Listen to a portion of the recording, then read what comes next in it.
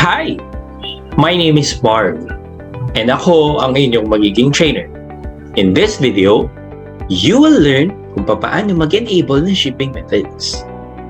This is for sellers who chose delivered by us or all-inclusive. Bakit ba natin ito kailangan matutunan? Kapag hindi nyo na-enable ang inyong shipping methods, the customers will not be able to order from your store. Ready?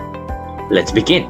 Pagkadating sa seller dashboard, pumunta tayo sa Administration, Shipping and Taxes, and Shipping Methods. Then, you will see a status dito sa gilid ng inyong delivery.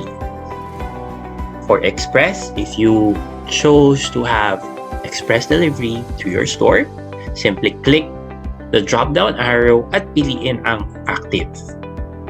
For standard delivery, kung meron naman kayong delivery that may take up from 3 to 5 days, pwede nyo rin itong gawing active. Same goes with store pickup.